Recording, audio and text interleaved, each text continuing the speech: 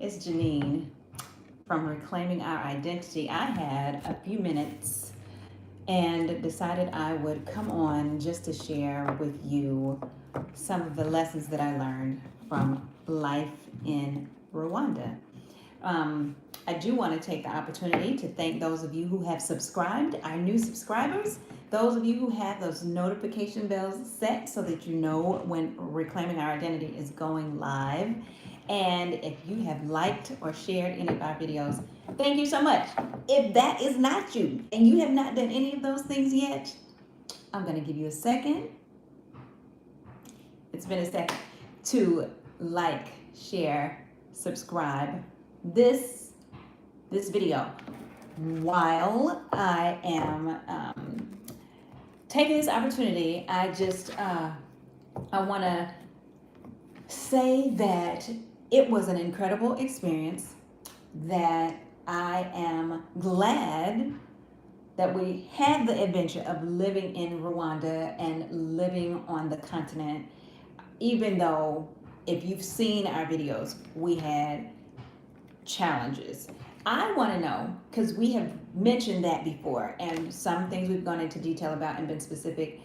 I'm someone, when I watch YouTube videos, I want to know the nitty gritty, the details. I want to know what you're alluding to that you're not really talking about. Hey, in Austell, Georgia, you're not too far from me. I'm a Georgia girl. So hello, thank you for watching this video. And I was just saying to my friend in Austell and everybody else that, my husband and I have made some generalizations about the challenges, some things we've gone into detail about, some things we've been very specific about. If you all are curious and you want to know specifically about any particular thing because you are curious about moving abroad, you might be interested specifically in moving to Rwanda, let us know if you need to know a little bit more so you can kind of know how to navigate and avoid some pitfalls. But I'm coming on to tell you some things that I've learned and any regrets that I have. I learned that once you get on the ground, what you think is the lay of the land and how you think you're going to navigate life and where you think things are accessible or inaccessible is not always the case. It takes some time to get acclimated. And what I learned from one of the earlier videos that I did where I was talking about what I wish I knew before I moved to Rwanda, and the biggest thing was that I would have taken more things with me. We would have shipped a container, or we would have put more air cargo freight on the plane with us and taken a lot more things with us instead of assuming that we could purchase them there. Particularly my big pet peeve at the time was trying to get things to equip my kitchen, like small kitchen appliances and utensils and cooking supplies and things like that I was accustomed to. But there is so much retail and commerce in Rwanda. I'm talking about everywhere you look. This kind of mall, and most of them have names like K200 and T2000 and M and K and M Mall and D Mall and this shopping plaza and that shopping plaza. When we went to an area below, if you're familiar with Kigali, we went to an area below T2000 before you go up the hill that is next to Chic Mall. Behind it, there was a whole, there's a bus depot. There was a whole nother universe of shopping that we did not know about until probably 3 weeks before we left. I'm telling you, God, it's just a matter of taking some time and getting to know the area to figure out where things are. Because everything that I wanted and was looking for was there. Now, I had mentioned before that there were some of those things that they were more expensive because they were imported. But the more places you find, the more variety you have access to and the ability to negotiate prices with different sellers. I promise you, don't think that shopping is limited in Kigali to just Kimironko Market or any of the other markets that are like near Gizozi or Nyabugogo. Outside of those markets and out of T2000 and out of Chic, there are other malls and shopping plazas, shopping strips that have so much. So one of the places that blew our mind was when my best friend visited, my husband had discovered this area that I'm speaking of near the bus depot, not too far from Iposita, the post office area, that had all kind of footwear, sneakers and tennis shoes. I mean, from all over the place. I feel like there were at least 200 stores. I'm probably exaggerating, but there was that. So, you know, it just takes some time. Give yourself some time. Talk to people. Find out where things are. Don't be afraid to drive around and explore. Ask the drivers where various places are. If you can get someone that communicates with you well and explains well how to get places. I'm not talking about being able to speak English well, because there are lots of people who speak English. I'm talking about being able to well and thoroughly explain it. Okay? So don't be discouraged, because I promise you, you're going to find what you're looking for. It's all over the place. Another lesson that I learned was, having come back, I missed the ability to be able to show a screenshot or a picture of some furniture that I wanted to have made, just because I liked the way it looked. And having it custom built, quality work by carpenters for so much less expensive than you could find there. And then another thing is, a lesson that I learned was, use the VW Move app, because the Yago was not it. And it's the most popular because it's been around the longest, so that's the one everybody tells you to do. But VW, I started using it more often more often closer to the time we were about to leave, because we just needed transportation more frequently then, because the car was having issues. You all heard us talk about those. So the VW Move app, and I got to speak to the drivers. So the cars are newer. They have stricter standards for their drivers. Most of the drivers know how to use Google Maps and follow the directions well from the Google Maps. And they rotate their cars, if I'm not mistaken. I want to say the young man that drove me last, they rotate their cars every 5 years. They update them, so you're getting a new fleet of cars, because in Rwanda there is a Volkswagen manufacturing plant, and so they have mechanics there. It's manufactured there, that they're able to maintain the cars very well. The cars were always clean. Like I said, much newer models. There were Yago vehicles that were 1987 that I kid you not, I rode with a gentleman, sweetest guy ever, but his car was so old, and I was afraid it was not gonna make it up the hill, make it through the dirt road. Oh my God! And I made a mental note. From now on, you cannot, because I was in a hurry. I needed to get to my children, pick them up from school, because my husband was with the car at the mechanic, and they did not know that we had an issue with the car that day. They were anticipating their dad to pick them up at the same time. I'm trying to get them, because I couldn't communicate with them and let them know your dad's going to be late, or I'm coming to get you instead. So I summoned the transportation on the app. And because a lot of Yago drivers speak Kinyarwanda only, or they speak French, and do not feel comfortable with the Google Maps app, he got there very late because he didn't know how to get there, even though, just like with Uber, you have your location, your address is there, your destination is there, but he did not know how to get there. I found that that happened so many times. We would have to have the guard to speak to the driver, because the driver will call and let you know he's on his way or he's coming, and I'd ask our guard, please find out how long it's going to be before he gets here. Where exactly is he? Because a lot of times they would say, I'm near, I'm not far, 3 minutes or what have you, and that would not be the case. They were somewhere else, because not all the streets are easy to find or easy to navigate. And the Yago drivers just had more difficulty utilizing the information provided from the app to get to you in a timely manner. And then sometimes I would even have to reroute them and tell them, can you go this way? It's faster. Because the way you're going, it's going to take longer, which is going to be more miles, and that's going to be a more expensive ride.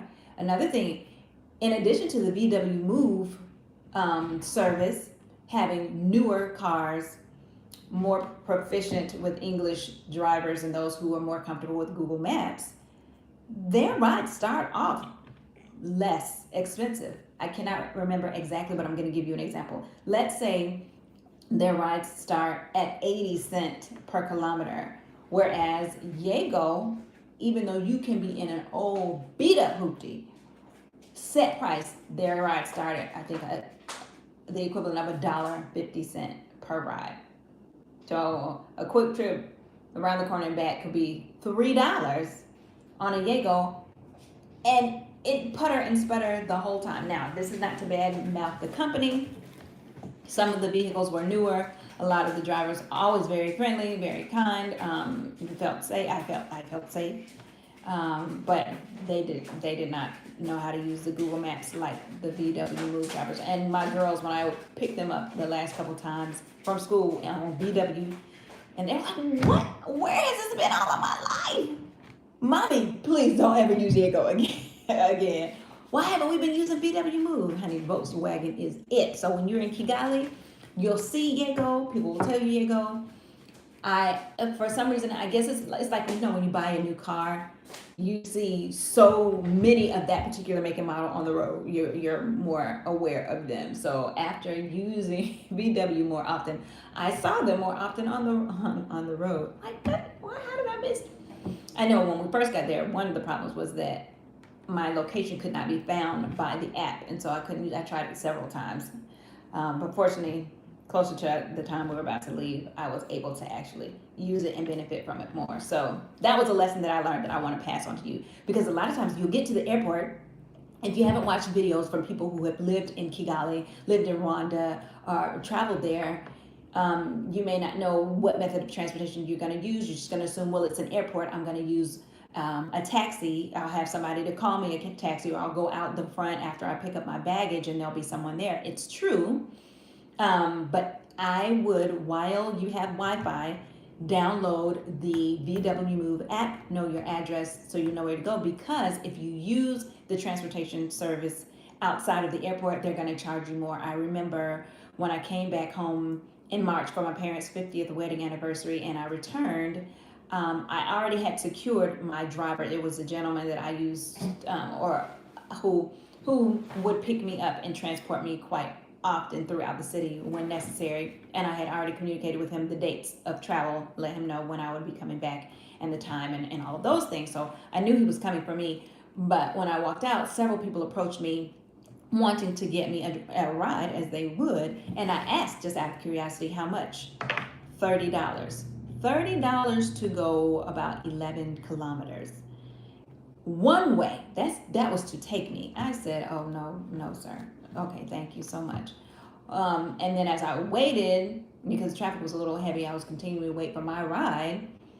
They would approach me again. "Well, how much?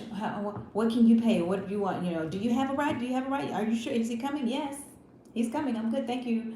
"Okay, 25K.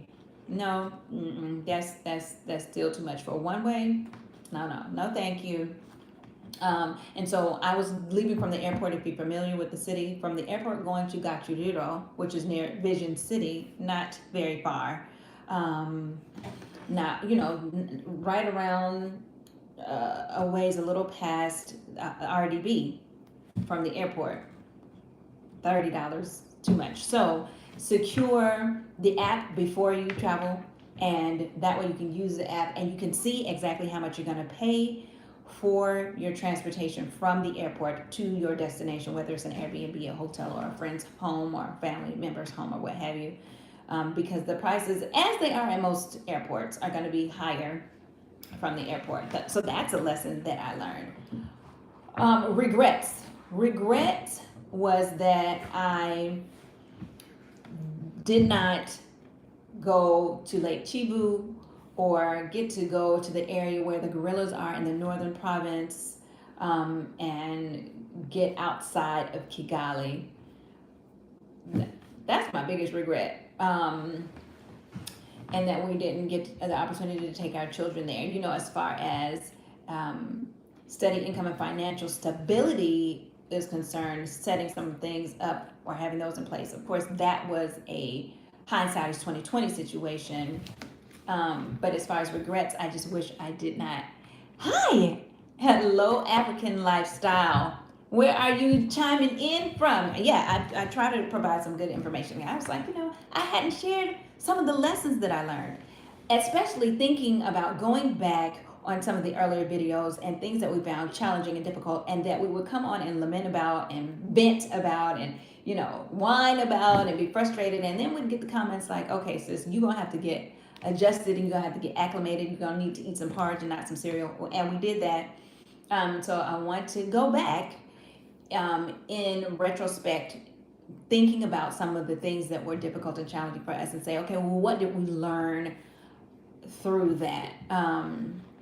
Another lesson was that I did well not ever using mobile money personally. My husband had a mobile money account through MTN.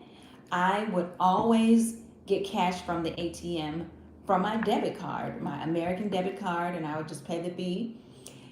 Hello, Shabarb. How you doing, lady? It's good to have you on. Thank you. Yeah, you may be concerned and think that you need to have mobile money.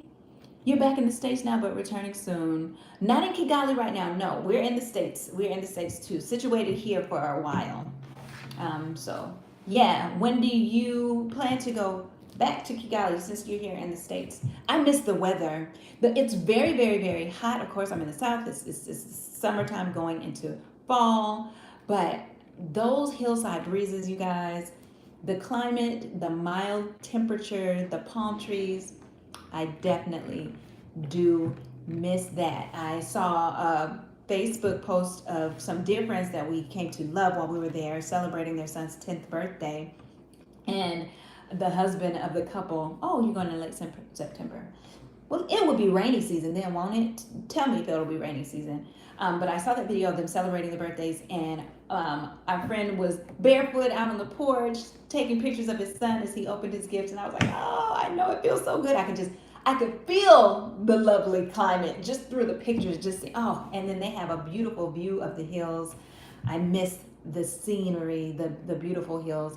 But I was saying, another lesson that I would pass on is, if you're nervous about utilizing currency there and you don't know if you want to actually download the MTN app and use MTN, if you don't use it for your cellular service, what is the money exchange going to be like? I always found it very helpful to have cash on hand, because not every vendor and not every individual selling something had MTN. There were some older people who did not have mobile money. They prefer cash. So you can always use, everybody's going to always take cash. They may not have a point of sale machine or device for you to use a debit card or a credit card. They may not have Airtel money or MTN mobile money, but they're always going to take cash. So I just found it easy to navigate life with financial transactions by having mobile money. By using cash. Now, there were advantages that my husband had it, because there were times when people didn't have change. So with mobile money, you pay them exactly what you owe, and a tip if you're going to tip them. You didn't have to worry about the denominations that are printed, because they start with 1,000, and then there's a 2,000, and then there's a 5,000, and that's it, I think. Yeah, 5,000 is the largest currency. Was that my friend Renata? That you're going to have. So there are some times when I only had 5. Let's say I went to the ATM and I wanted to get out 20,000 Rwandan francs, which would be $20, because I'm going to go to the supermarket or the grocery store and get some things for the family. At the supermarket, a lot of times I would just use my debit card right there and purchase it, because then again, I'm paying exactly what I owe. I don't have to worry about somebody giving me change. But if I were on the street and someone had a nice essential oil or a headband made out of African fabric that I wanted to buy from that person, if I give them 5,000, they might be like, oh, well, it only costs 2,500 and I don't have that change. Or, you guys know, I was comfortable riding around on the motorcycles, riding motos for transportation. Very, very inexpensive, very efficient. You get around quickly. Can be unsafe. Make sure that you hear me. It can be They move really quickly. They go in and out. They cut people off. They get cut off. So there's that. But I was very comfortable. I prayed every time I got on there. I felt comfortable and protected. I never ever had an incident. And when I was paying for things, I preferred to have exact change because sometimes they didn't have it. Rwanda seems to be a better place for retirees and not younger couples. I would say that I think I have come to that conclusion too, because, well, it depends on what the younger couple is looking for. There were some acquaintances in the Black American expat group with children a little younger than mine, and they were around our age, but they had lived on the continent before. They had lived in Tanzania, I want to say Egypt or Ethiopia. So and they had young children, and that was their plan, to just live on the continent. And with Rwanda being extremely safe and very clean, it's a great place for young adults with children as well. He was a digital nomad, so this guy did, I think, web design or something in that space, computer technology, and could work remotely. So he was getting very good income, and that sustains an excellent life in Rwanda because it's not super inexpensive. Various things are less expensive than others. Rainy seasons are March to May, and then September through November. That's what I thought. Then December to February. Yeah, but they don't. The beautiful thing about the rainy season there is that you don't get monsoons of endless, horrific downpouring rain every day and every night. You know, there were days it's like, did it rain today? I can't even remember because the ground is dry. But back to the retirees and young families. There are lots of young families who are doing well and happy to be there. They had new places like a caucus, and then you've got safaris, and there's a Mamba Bowl where you can go bowling, and there's a pool and a volleyball court. So there are things to do, but not a whole lot. And then of course you could also just take your family to explore the country and go to Lake Chivu and go to stay at a nice hotel around the lake, and do some exploring and excursions, young families. So if you're a young professional and you've got income coming in from the West or from a stronger currency, I think it's a good place. It's just having that steady and consistent income, because you can have a housekeeper and house help and a driver if you can afford those things, which give you more time with your young children. But I do think I told my mom, I don't know why Daddy has to even work hard to try to convince you to move out of this country and into a place like Rwanda, mainly because she hasn't experienced it. But a retiree's life in Rwanda, let me tell you, I think would be so serene and peaceful. The peace in that country, just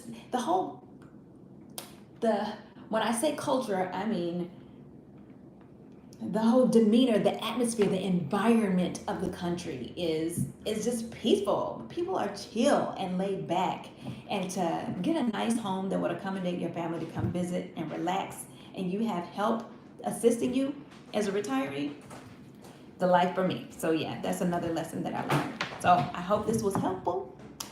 We'll be back again next time with the hubby. I just had some time on my hands and wanted to share that. Talk to you guys later. Thank you all for chiming in. Thanks for the chat. If I missed something, I'll comment on it later. Bye.